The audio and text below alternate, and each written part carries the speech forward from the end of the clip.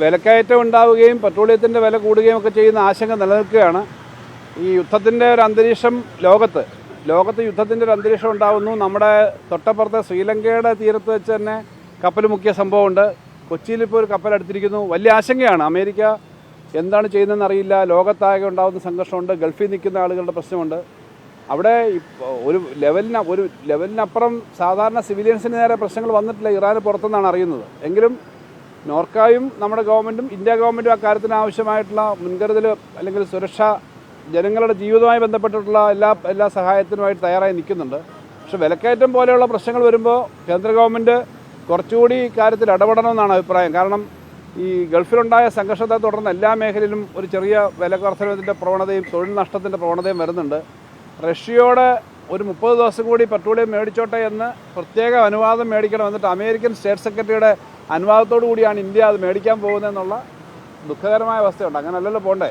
American state secretary കൊടുക്കുകയാണ് ഒരു അനുവാദം. അപ്പോൾ ആ ഒരു സ്ഥിതി നമ്മുടെ നാടിനെയൊക്കെ ബാധിക്കും. അതുകൊണ്ട് കേന്ദ്ര ഗവൺമെൻറ് കുറച്ചുകൂടി ഇത്തരം കാര്യങ്ങളിൽ പ്രായോഗികമായ സമീപനം സ്വീകരിക്കണം. വിലക്കയറ്റം ഒഴിവാക്കാൻ എന്നുള്ളതാണ് പറയാനുള്ളത്.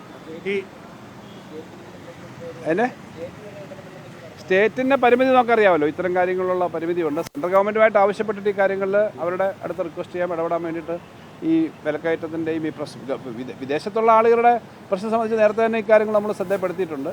അതിൻ്റെ കാര്യം പിന്നെ ഇത്തരം വിലവർധനവും വരാൻ സാധ്യതയുണ്ട്. യുദ്ധത്തിൻ്റെ ഒരു അന്തരീക്ഷം പോലെ വരുമ്പോൾ അതിനായിട്ടുള്ള ആവശ്യമായ മുൻകരുതൽ എടുക്കണമെന്നുള്ളത് സ്റ്റേറ്റ് ആവശ്യപ്പെടും. അതാണ് ഞാൻ പറഞ്ഞത്. അമേരിക്ക പറയുകയാണ് 30 ദിവസത്തേക്ക് നിങ്ങൾ റഷ്യയിൽ നിന്ന് പെട്രോളിയം മേടിച്ചോളൂ. കാരണം ഏറ്റവും വില കുറച്ച് ഇഷ്ടം പോലെ സാധനം കിട്ടുന്ന പെട്രോളിയം വില കുറച്ച് നമുക്ക് നമ്മുടെ മാർക്കറ്റിൽ കിട്ടാൻ പറ്റുന്ന സംവിധാനം ഉള്ളപ്പോൾ അത് മേടിച്ചാൽ നമ്മൾക്ക് വേറെ ഉപരോധമാണെന്ന് പറയുകയാണ്. അപ്പോൾ അവിടെയാണ് ഇപ്പം 30 ദിവസത്തേക്ക് ഇളവ് ചോദിച്ചൊരു ഔദാര്യം ചോദിക്കുന്നത്. ഒരു സാമന്ത വ്യവസ്ഥ പോലെയാണ്.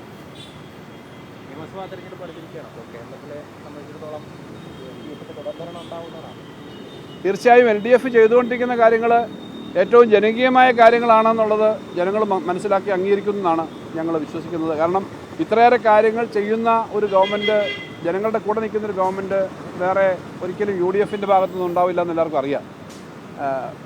വളരെ പ്രധാനപ്പെട്ട കാര്യം, ഞാൻ കഴിഞ്ഞ ദിവസം ഒരു ഐക്യദാർഢ്യം നടത്തിയിരുന്നു നമ്മുടെ ഹിമാചൽ പ്രദേശിലെ മുഖ്യമന്ത്രിയും ഗവൺമെൻറ്റും. കാരണം ഹിമാചൽ പ്രദേശിലെ മുഖ്യമന്ത്രി കേന്ദ്ര ധനകാര്യമന്ത്രിയെ കാണാനെത്തി. കാരണം അവിടെ സാമ്പത്തികമായിട്ട് വലിയ തോതിൽ കേന്ദ്രം പണം വെട്ടിക്കുറച്ചിരിക്കുന്നു.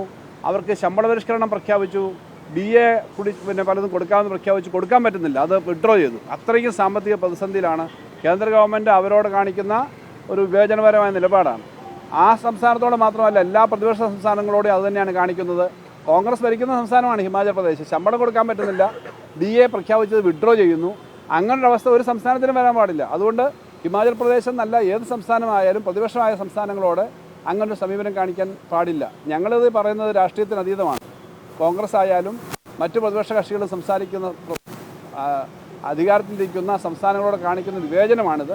ആ വിവേചനത്തിനോട് തെറ്റായൊരു സമീപനമാണെന്ന അഭിപ്രായമാണ് ഞങ്ങൾക്കുള്ളത്. കേരളത്തിൽ ഈ പ്രശ്നം വരുമ്പോൾ ഇത്രയും വിവേചനം കാണിച്ചിട്ടും നമ്മൾ അക്കാര്യത്തിനകത്തൊക്കെ പരമാവധി കവർ ചെയ്ത് എല്ലാ മേഖലയിലും ജനങ്ങളുടെ ഒപ്പം നിൽക്കുന്ന ആനുകൂല്യങ്ങൾ കൊടുക്കുന്ന സമീപനം സ്വീകരിച്ചിട്ടുണ്ട്. അത് കൃത്യമായി പറയുക. വികസനമായിരിക്കുമോ തിരഞ്ഞെടുപ്പിൽ പ്രധാനമായും ചർച്ച ചെയ്യുക? കാരണം തുടർന്ന് കഴിഞ്ഞ കുറച്ച് ദിവസങ്ങളായി വലിയ രീതിയിൽ ഉദ്ഘാടന പദ്ധതികൾ. തീർച്ചയായിട്ടും കേരളത്തിലെ ജനങ്ങളുടെ ജീവിത നിലവാരവും വികസനവും തന്നെയായിരിക്കും ഒന്നാമത്തെ കാര്യം. വികസനം എന്ന് പറഞ്ഞാൽ ഓരോരുത്തർക്കും വരുമാനവും ജോലിയും കിട്ടുന്നതാണ്. സമാധാനമുള്ളൊരു സംസ്ഥാനം. അപ്പോൾ അതുകൊണ്ട് തന്നെ രാഷ്ട്രീയം കൃത്യമായി ചർച്ച ചെയ്യപ്പെടും. വർഗീയതയ്ക്കെതിരെ ക്രമസമാധാനമുള്ള മതനിരപേക്ഷതയുള്ള എല്ലാവർക്കും നന്നായി ജീവിക്കാൻ പറ്റുന്നൊരു സംസ്ഥാനം എന്ന് പറയുമ്പോൾ ആ രാഷ്ട്രീയമുണ്ട്. ആ രാഷ്ട്രീയം ഉണ്ടെങ്കിൽ മാത്രമേ ഈ വികസനം ഉണ്ടാവുള്ളൂ, ക്രമസമാധാനം ഉണ്ടാവുള്ളൂ.